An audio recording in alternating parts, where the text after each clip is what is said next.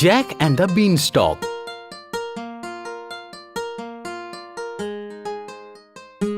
কিছু বছর আগে একজন মা তার ছেলে জ্যাকের সঙ্গে থাকত। তাদের কাছে একটা গাই ছিল যার নাম হলো মিল্কি হোয়াইট। তার দুধ মার্কেটে বিক্রি করে তারা তাদের জীবনযাপন করত। জ্যাক খুবই চালাক একজন ছেলে, কিন্তু তার মাকে কোনোদিনও সাহায্য করত না। হে ভগবান, কি জানি তুই কবে শুধরাবি। কোনো কাজের নয়, কি করব আমি এর? আমার তো এবার বয়স হচ্ছে, আর কতদিন সামলাবো তোকে? চিন্তা করো না মা, আমি তোমার সব সময় খেয়াল রাখবো। হ্যাঁ, তুই নিজের খেয়ালটা রেখে নে, ওটাই আমার জন্য অনেক বড়। এরকম ভাবেই চলতে থাকলো। তারপর একদিন জ্যাকের মা বাজারে দুধ বিক্রি করতে গেল আর একদম ভয় পেয়ে গিয়েছিল। Jack, Jack! হ্যাঁ, কি হয়েছে মা? তুমি ঠিক আছো তো? ও জ্যাক, দেখ না কি হয়ে গেল। মিল্কি হোয়াইটের দুধ শেষ হয়ে গেছে। জ্যাক, এবার আমরা কি করব? টাকা কোথা থেকে আসবে? একদম চিন্তা করো না মা, আমি তো তোমায় বলেছি সব ঠিক করে দেবো। কিন্তু এবার আমরা কি করব? মা, মিল্কি হোয়াইট আমাদের অনেক উপকারে এসেছে, তাই এবার আমি ভাবছি যে আমি ওকে বাজারে নিয়ে গিয়ে অনেক টাকায় বিক্রি করব। তারপর জ্যাক মিল্কি হোয়াইটকে বিক্রি করার জন্য বেরিয়ে পড়ল, আর সামনে যেতেই একজন দাড়িওয়ালা লোককে দেখতে পেল। আরে দাঁড়াও, এত সকাল সকাল কোথায় যাচ্ছ আমার বন্ধু? আমার গরুটা দুধ দেওয়া বন্ধ করে দিয়েছে, সেই জন্য ওকে আমি বাজারে বিক্রি করতে নিয়ে যাচ্ছি। তোমার ভাগ্যটা ভালো, দেখো আমার কাছে কি রয়েছে। আরে এগুলো দেখে তো সাধারণ বিনস মনে হচ্ছে। আরে না না না না না, এটা কোনো সাধারণ বিনস নয়, এটা জাদু বিনস। একটা কাজ করি, তুমি এই জাদু বিনসটা নিয়ে নাও আর তার পরিবর্তে তোমার গাইটা দাও। কিন্তু এরকম বোকামিটা আমি কেন করতে যাব বলুন আমায়?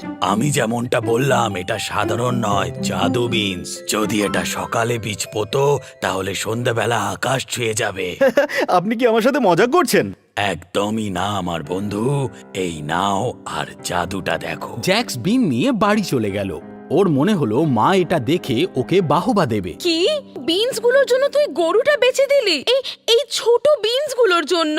আমি জানতাম তুই পাক্কা কোনো না কোনো গন্ডগোল করবিই করবি। জ্যাকের মা বিনগুলোকে নিয়ে জানলা দিয়ে ফেলে দিল। পরের দিন জ্যাক সকালে উঠে একটা অদ্ভুত দৃশ্য দেখল।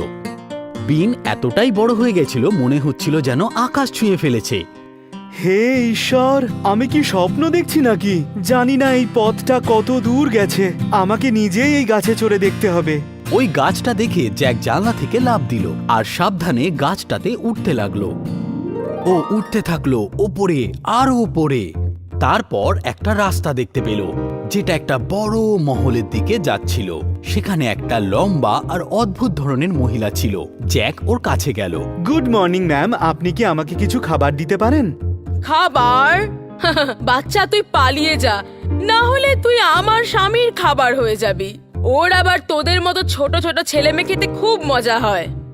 ও ম্যাম, প্লিজ আমাকে সাহায্য করুন, সত্যি কথা বলছি, আমার ভীষণ খিদে পেয়েছে। চল, ঠিক আছে, আমার সাথে আয়। জ্যাক ওর সাথে কিচেনে গেল। এই রইলো ব্রেড আর চিজ, কিন্তু আগে জল দিয়ে জাগটা ধুয়ে নে, আর তাড়াতাড়ি কর যাতে আমার স্বামী উগার আসার আগেই হয়ে যায়। জ্যাক খুব তাড়াতাড়ি খেতে শুরু করলো। তবে হঠাৎই তখন একটা আওয়াজ শুনতে পেল, যেটা বাড়িটাকে কাঁপিয়ে দিল। ওই মহিলা তখন জ্যাককে ওভেনের ভেতর লুকিয়ে রাখলো। ওগার খাওয়ার জন্য তার থলেতে তিনটে গরু ধরে এনেছিল। শোনো, এই নাও, আজ আমি খাবার সময় এগুলোকে খাবো।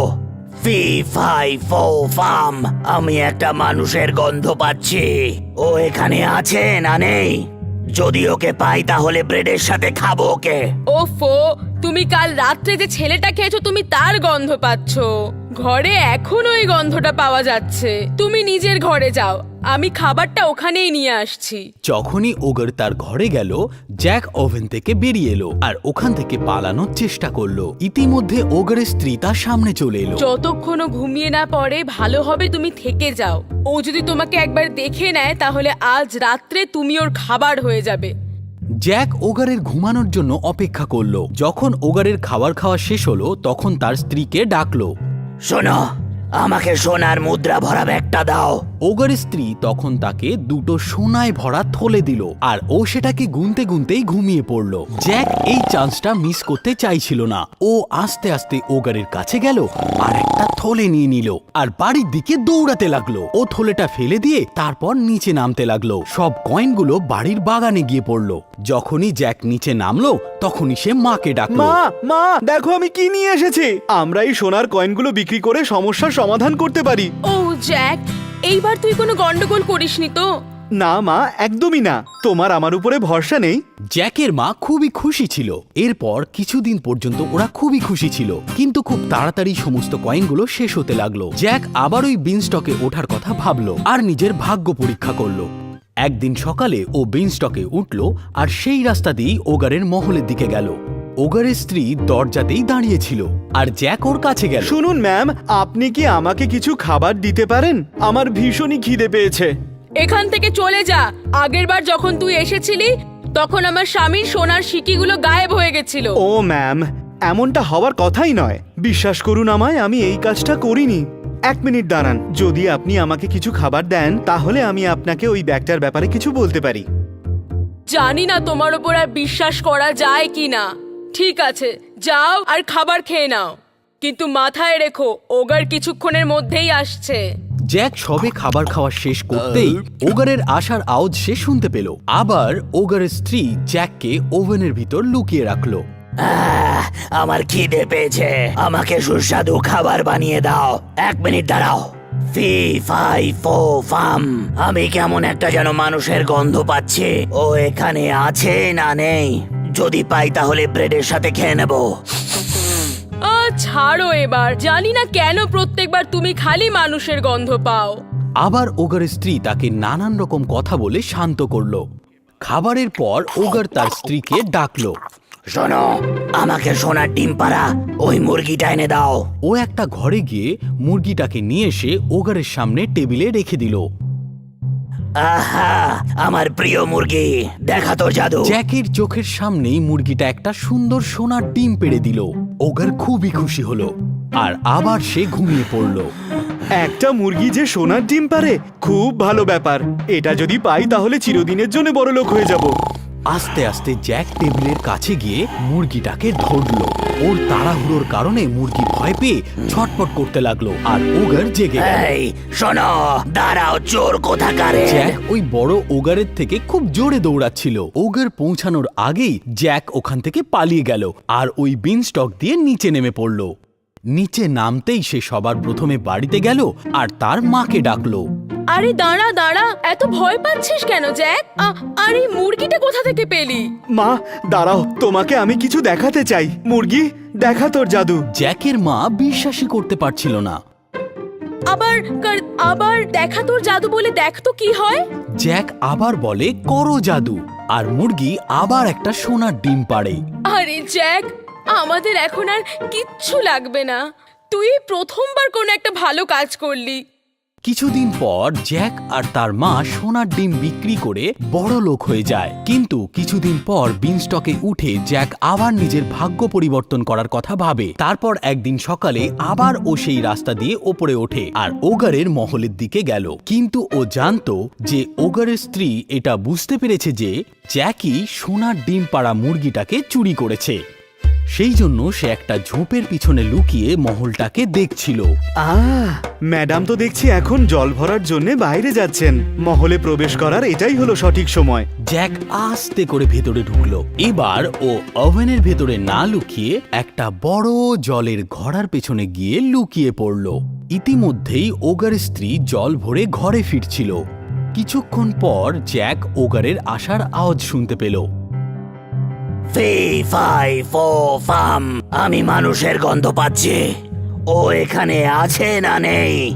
ওকে পেলে ব্রেডের সঙ্গে খেয়ে নেব। না আমি কোনো কিছুর গন্ধ পাচ্ছি, আর না আমি কাউকে এখানে আসতে দেখেছি। তুমি আর তোমার এই অদ্ভুত নাক। এইবার ওগার আর বিশ্বাস করলো না আর তারপর সে কিচেনে যায়। ও সব জায়গায় গিয়ে দেখলো ওভেনেও। জ্যাক ভয় পেয়ে গিয়েছিল ওগার ওকে যে কোনো সময় ধরতে পারে। যখনই ওগার জ্যাকের দিকে যাচ্ছিল তখনই তার স্ত্রী তাকে ডাকলো। এবার কি এই বাজে বকাটা বন্ধ করবে আর খাবারটা খাবে? ঠান্ডা হয়ে গেলে আবার কিন্তু বলবে না। হ্যাঁ ঠিক আছে, কিন্তু আমি জানি এখানে কোনো মানুষ নিশ্চয়ই আছে। যখনই ওগার খাওয়ার জন্য গেল, জ্যাক একটা দীর্ঘ নিঃশ্বাস ফেলল। জ্যাক আবার একবার বেঁচে গেল। ওহ, বেঁচে গেলাম। এমন বোকামি আর দ্বিতীয়বার করব না। থ্যাংক গড আমার ভাগ্যটা ভালো ছিল, না হলে এই ওগারের ব্লেডের মাঝখানে আমি থাকতাম আর হতাম তখন জ্যাক স্যান্ডউইচ। যখনই ওগার খাওয়া শেষ করলো, ও তার স্ত্রীকে সোনার হার নিয়ে আসতে বলল। ও কি সুন্দর সুরেলু মধুর সুর এটা! জ্যাক এরকম সুরেলু সুর কখনো শোনেনি। আর এইবারেও ওগারের ঘুম পাচ্ছিল, আর তারপরও শুয়ে পড়ল। জ্যাক কিছুক্ষণ দাঁড়ালো, আর তারপর আস্তে আস্তে ওই হাড়ের দিকে গেল, আরো গিয়ে ওই ম্যাজিক্যাল হারটা নিয়ে নিল। কিন্তু না, হার বাজা বন্ধ করলো, আরো চেঁচাতে লাগলো। মাস্টার মাস্টার, কেউ আমাকে নিয়ে যাচ্ছে। ওগার যখনই জাগলো তখন দেখলো যে জ্যাক হার নিয়ে খুব জোরে দৌড়াচ্ছে। ওগার খুব রেগে গিয়েছিল। ও নিজের অস্ত্র তুললো আর জ্যাকের পিছনে দৌড়াতে লাগলো। জ্যাক ভয় পেয়ে আরো জোরে দৌড়াতে লাগলো। এখন ছোট জ্যাক এত বড় একটা ওগারের কাছে কিভাবে বাঁচবে? দেখতে দেখতেই ওগার জ্যাকের কাছে আরো কাছে চলে এলো। জ্যাক কোনো প্রকারে বিনস্টক পর্যন্ত পৌঁছালো আর নিচে নামতে লাগলো। ওগারও জ্যাকের সাথে সাথে নিচে নামতে লাগলো, যার ফলে বিনস্টকটা জোরে জোরে নড়তে লাগলো। অন্যদিকে জ্যাকের মা জ্যাককে অনেকক্ষণ ধরে বাড়িতে খুঁজছিল। জ্যাককে খুঁজে না পেয়ে খুবই চিন্তিতভাবে বাড়ির বাইরে এলো। জ্যাক যখনই ওকে দেখলো, দেখে মাকে ডাকতে লাগলো। মা মা, তাড়াতাড়ি বাগান থেকে একটা কুড়ুল নিয়ে এসো। ও আমার বাবা, জ্যাক, এটা হচ্ছেটা কি? আর এই অদ্ভুত ভয়ানক মানুষটা আমি কে? তোমাকে পরে সব বলছি, তাড়াতাড়ি গিয়ে একটা কুড়ুল নিয়ে এসো। জ্যাকের মা তাড়াতাড়ি বাগানে গেল আর একটা কুড়ুল নিয়ে এলো। জ্যাক তাড়াতাড়ি নিচে পৌঁছেই ও কুড়ুল দিয়ে বিনস্টকটা কাটতে শুরু করে দিল। কাটতে কাটতে বিনস্টকটা অর্ধেক হয়ে গেল আর এতটা দুর্বল হয়ে গেল, এত বড় ওগারের ওজনটা নিতে পারল না, আর ওগার ধপ করে নিচে পড়ে গেল। আরে আরে, ইয়েপ্পি! ওগার আর বেঁচে নেই, ও আর নেই। এভাবেই শয়তান ওগার আর বিনস্টকটা শেষ হলো।